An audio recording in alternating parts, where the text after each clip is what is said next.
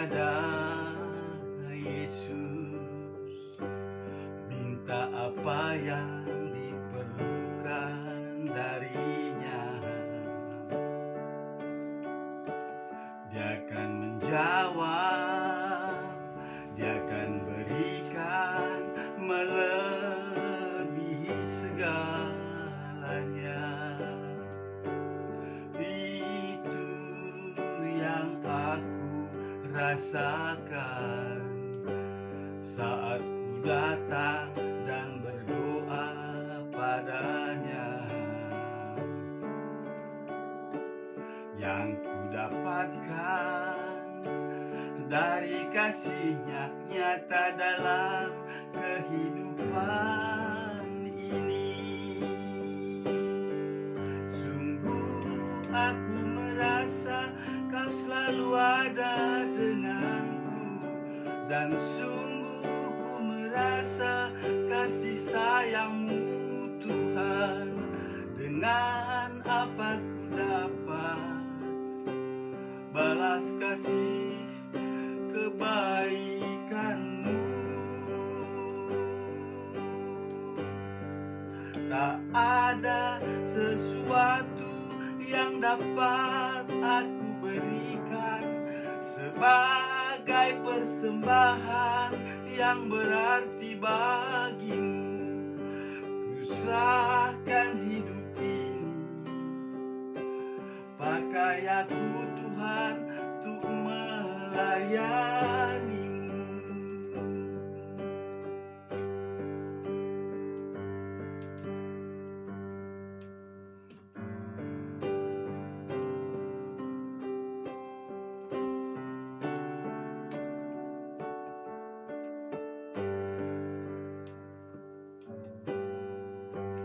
Datang pada Yesus, minta apa yang diperlukan darinya. Dia akan menjawab, Dia akan berikan melebihi segalanya.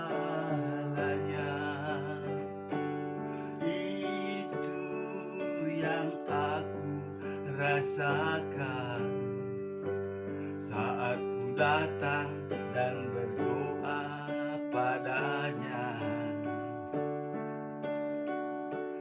Yang ku dapatkan dari kasih-Nya nyata dalam kehidupan ini. Sungguh aku merasa Kau selalu ada denganku, dan sungguh ku merasa kasih sayang-Mu Tuhan. Dengan apa ku dapat balas semua kebaikan-Mu? Tak ada sesuatu yang dapat aku berikan sebagai persembahan yang berarti bagi-Mu. Ku serahkan hidup ini, pakai aku Tuhan untuk melayani-Mu.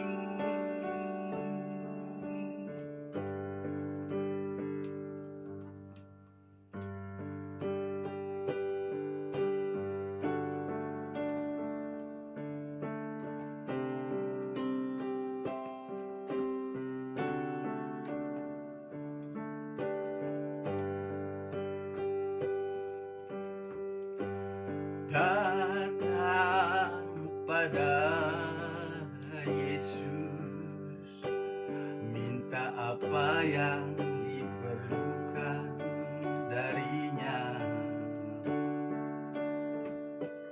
Dia akan menjawab, Dia akan berikan melebihi segalanya. Itu yang aku rasakan saat ku datang dan berdoa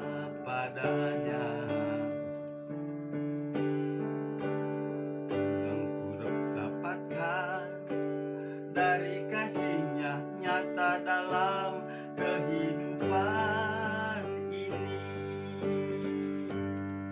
Sungguh aku merasa Kau selalu ada denganku, dan sungguh ku merasa kasih sayang-Mu Tuhan. Dengan apa ku dapat balas kasih-Mu, kebaikan-Mu? Tak ada sesuatu yang dapat aku berikan sebagai persembahan yang berarti bagi-Mu. Ku serahkan hidup ini, pakai aku Tuhan untuk melayani-Mu. Ku serahkan hidup ini, pakai aku Tuhan untuk melayani-Mu. Ku serahkan hidup ini, pakai aku Tuhan untuk melayani-Mu.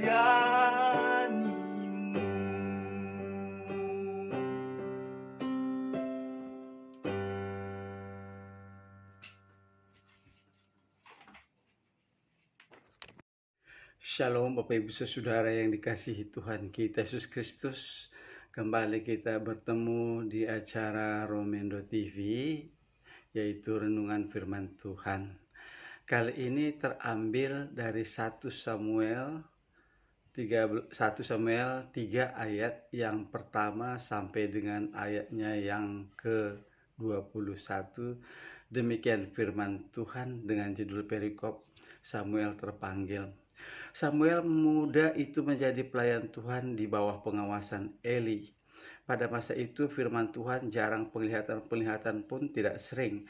Pada suatu hari Eli yang matanya mulai kabur dan tidak dapat melihat dengan baik sedang berbaring di tempat tidurnya. Lampu rumah Allah belum lagi padam. Samuel telah tidur di dalam bait suci Tuhan, tempat tabut Allah. Lalu Tuhan memanggil Samuel, "Samuel," dan ia menjawab, "Ya Bapa." Lalu berlarilah ia kepada Eli serta katanya, "Ya Bapa, bukankah Bapa memanggil aku?" Tetapi Eli berkata, "Aku tidak memanggil, tidurlah kembali." Lalu pergilah ia tidur, dan Tuhan memanggil Samuel sekali lagi. Samuel pun bangun, lalu pergi mendapatkan Eli serta berkata, "Ya Bapa, bukankah Bapa memanggil aku?" Tetapi Eli berkata, "Aku tidak memanggil anakku, tidurlah kembali." Samuel belum mengenal Tuhan, firman Tuhan belum pernah dinyatakan kepadanya, dan Tuhan memanggil Samuel sekali lagi untuk ketiga kalinya. Ia pun bangunlah, lalu pergi mendapatkan Eli serta katanya, "Ya Bapa, bukankah Bapa memanggil aku?" Lalu mengertilah Eli bahwa Tuhanlah yang memanggil anak itu. Sebab itu berkatalah Eli kepada Samuel, "Pergilah tidur, dan apabila ia memanggil engkau, katakanlah, berbicaralah Tuhan, sebab hamba-Mu ini mendengar." Maka pergilah Samuel dan tidurlah ia di tempat tidurnya. Lalu datanglah Tuhan berdiri di sana dan memanggil seperti yang sudah-sudah, "Samuel, Samuel." Dan Samuel menjawab, "Berbicaralah, sebab hamba-Mu ini mendengar." Lalu berfirmanlah Tuhan kepada Samuel, "Ketahuilah, aku akan melakukan sesuatu di Israel, sehingga setiap orang yang mendengarnya akan bising kedua telinganya. Pada waktu itu aku akan menempati kepada Eli segala yang telah kufirmankan tentang keluarganya dari mula sampai akhir. sebab telah kuberitahukan kepadanya bahwa aku akan menghukum keluarganya untuk selamanya karena dosa yang telah diketahuinya, yakni bahwa anaknya telah dihujat Allah, tetapi ia tidak memarahi mereka. Sebab itu aku telah bersumpah kepada keluarga Eli bahwa dosa keluarga Eli takkan dihapuskan dengan korban sembelihan atau dengan korban sajian untuk selamanya. Samuel tidur sampai pagi, kemudian dibukanya pintu rumah Tuhan. Samuel segan memberitahukan penglihatan itu kepada Eli. Tetapi Eli memanggil Samuel, katanya, "Samuel, anakku." Jawab Samuel, "Ya, Bapa." Kata Eli, "Apakah yang disampaikannya kepadamu? Janganlah kau sembunyikan kepadaku. Kiranya beginilah Allah menghukum engkau, bahkan lebih lagi daripada itu, jika engkau menyembunyikan sepatah kata pun kepadaku dari apa yang disampaikannya kepadamu itu." Lalu Samuel memberitahukan semuanya itu kepadanya dengan tidak menyembunyikan sesuatu pun. Kemudian Eli berkata, "Dia Tuhan, biarlah diperbuatnya apa yang dipandangnya baik." Dan Samuel makin besar dan Tuhan menyertai dia, dan tidak ada satupun dari firman-Nya itu yang dibiarkannya gugur. Maka ketahuilah seluruh Israel dari Dan sampai Beersheba bahwa kepada Samuel telah dipercayakan jabatan nabi Tuhan. Dan Tuhan selanjutnya menampakkan diri di Shilo, sebab ia menyatakan diri di Shilo kepada Samuel dengan perantaran firman-Nya. Nah, sampai sejauh ini firman Tuhan bagi kita. Yang menjadi nats firman Tuhan pada saat ini yaitu di dalam Samuel 3 ayatnya yang ke-10b. Dan Samuel menjawab, "Berbicaralah, sebab hambamu ini mendengar." Nah, bagi Bapak Ibu Saudara yang dikasihi Tuhan kita Yesus Kristus, kata mendengar, manakah yang lebih banyak kita mendengar? Apakah pasangan hidup kita? Apakah anak-anak kita? Apakah bos kita? Kalau kita dikatakan lebih banyak mendengar. Nah, kita tahu di sini bahwa Samuel ini dipanggil oleh Tuhan untuk menjadi pelayannya. Jadi ketika Tuhan memanggil dia dan Samuel itu mendengar, ya, nama Samuel ini adalah bahasa Ibraninya berarti Tuhan mendengar. Ini merupakan sukacita Hana, ya, di mana kita tahu bahwa orang tua Samuel ini ayahnya bernama Elkana dan ibunya bernama Hana, ya. Nah, kita Bapak Ibu Saudara yang dikasihi Tuhan kita Yesus Kristus, mungkin kita sedikit banyaknya mengetahui bagaimana kisah daripada Hana. Ya, Hana ini adalah merupakan seorang yang mandul, yang pernah sebelumnya saya beri topik mukjizat, apakah masih ada mukjizat. Nah, di situ salah satunya adalah Hana. Hana sebagai orang tua daripada Samuel ini, kita tahu bahwa Elkana ini mempunyai 2 istri. Yang pertama yaitu Hana, lalu yang kedua bernama Penina. Nah, Penina ini melahirkan seorang anak. Tapi saya mencari-cari, tapi saya tidak menemukan di Alkitab siapa nama anaknya Penina. Ya, yang jelas dia si Penina ini di Madu, ya.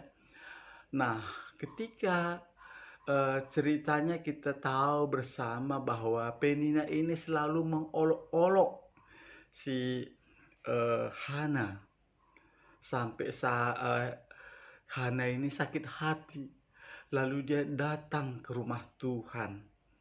Nah, ketemu di sana bersama dengan Imam Eli. Sampai ketika Hana ini begitu sungguh-sungguh berdoa kepada Tuhan di rumah Tuhan. Lalu si Imam Eli melihat, disangkanya Hana ini mabuk karena mulutnya komat-kamit. Nah, di situ dia berdoa dengan sungguh-sungguh. "Kenapa kamu buanglah segala kemabukanmu ini?" kata si Imam Eli. "Aku tidak mabuk, Tuan," katanya. "Aku ini bergumul. Ketika aku mendapatkan kiranya kalau Tuhan izinkan saya memiliki seorang anak laki-laki, akan saya persembahkan sejak lahirnya kepada Tuhan, dan pisau cukur tidak akan menyentuhnya," dia katakan demikian. Nah, di sini ketika Hana ini dengan sungguh-sungguh berdoa kepada Tuhan, maka Tuhan mengabulkan permintaannya itu, yaitu kelahiran anaknya ini yang bernama Samuel.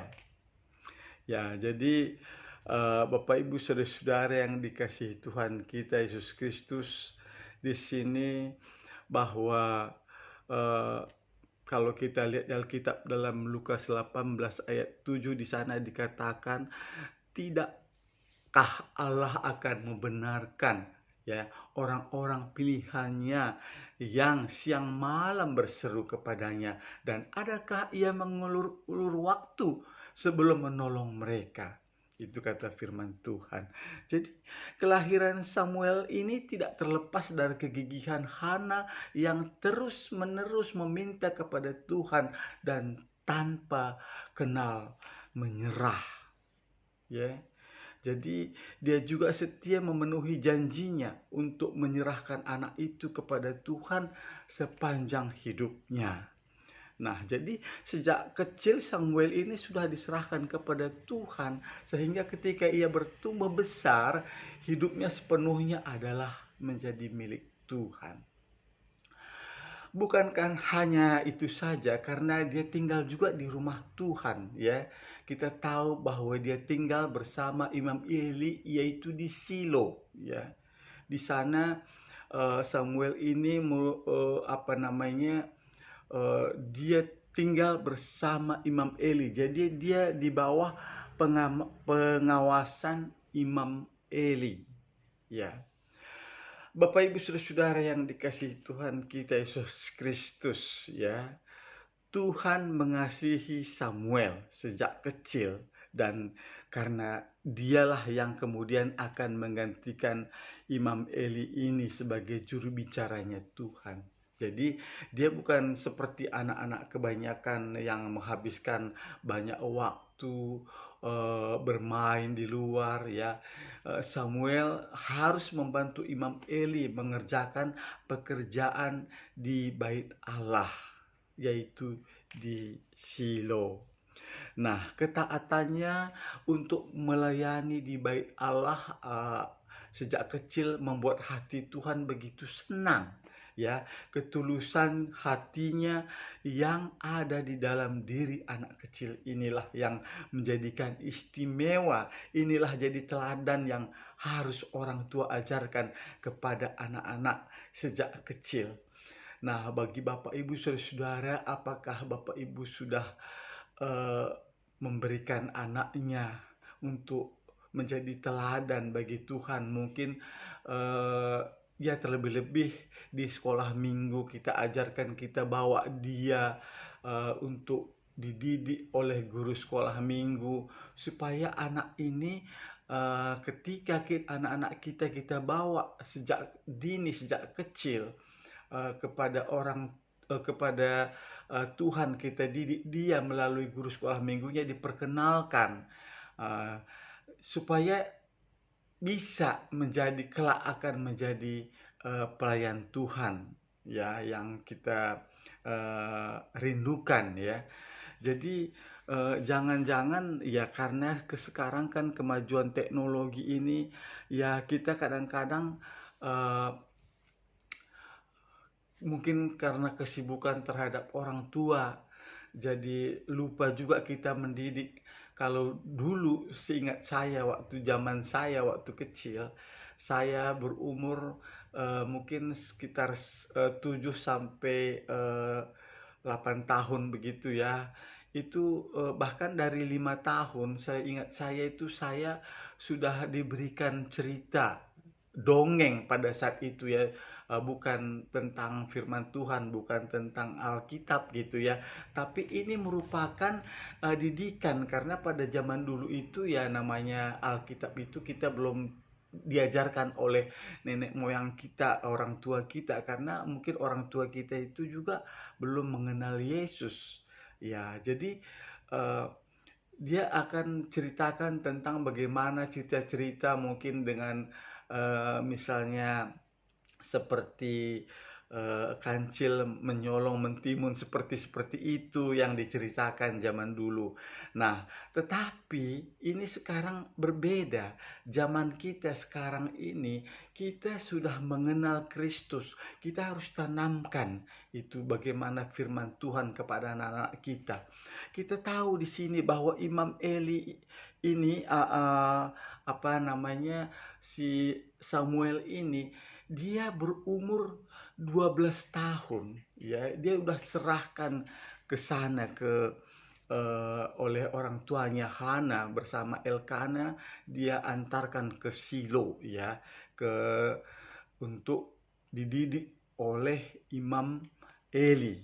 Nah, tapi kita tahu bahwa tugasnya di sana apa? Eh, Samuel ini di bait Allah, yaitu tugasnya adalah menjaga tabut Allah dan memelihara lampu rumah Allah, yaitu dengan mengisi minyak dan setiap sore sudah terisi eh, buat lampu-lampu itu supaya tetap menyala di sepanjang malam.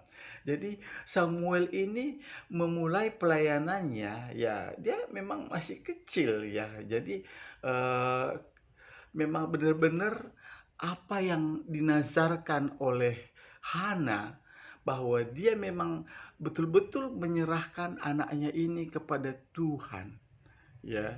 Maka di sini kita tahu bahwa eh, Hana ini betul-betul bersama dengan Elkana, dia sepenuhnya menyerahkan Samuel ini untuk dididik oleh Imam Eli supaya dia kelak menjadi pelayan Tuhan.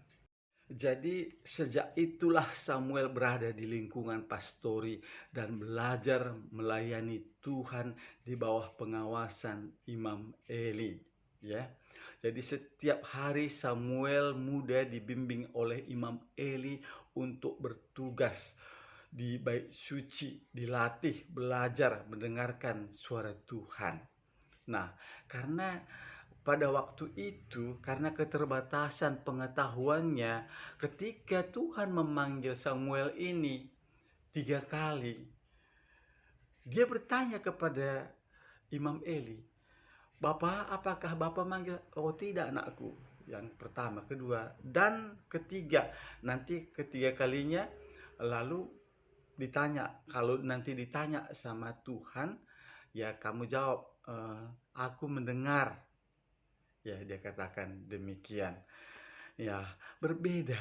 Walaupun kita tahu bagaimana latar belakangnya Imam Eli ini, bahwa latar belakang anaknya kita tahu bersama bagaimana Hofni dan Pinehas dia tidak melakukan, tidak diajar oleh orang tuanya yaitu Imam Eli sendiri, di mana kita tahu bersama bahwa dia melanggar perintah Tuhan. Ya, ada kita lihat bagaimana ada persembahan makanan untuk Tuhan, tapi dia berani-beraninya dia mencedok itu bagiannya untuk Tuhan yang dipersembahkan untuk Tuhan. Tapi Imam Eli ini tidak melarangnya. Itu satu kesalahan besar. Mungkin bagi kami sebagai hamba-hamba Tuhan ya, seorang pendeta mungkin kalau anaknya melakukan suatu kesalahan, tentu di sini bagaimana peran kami sebagai hamba Tuhan, sebagai orang tua. tentu di sini ini merupakan suatu aib bagi kami sebagai pelayan Tuhan. Ya, karena sebagai pendeta, sebagai konselor ya yang menasihati jemaat ataupun orang-orang ya untuk memberi satu jalan kebenaran, tetapi di dalam keluarga hamba Tuhan ini tidak melakukan sesuatu yang baik, ini merupakan aib bagi orang tua.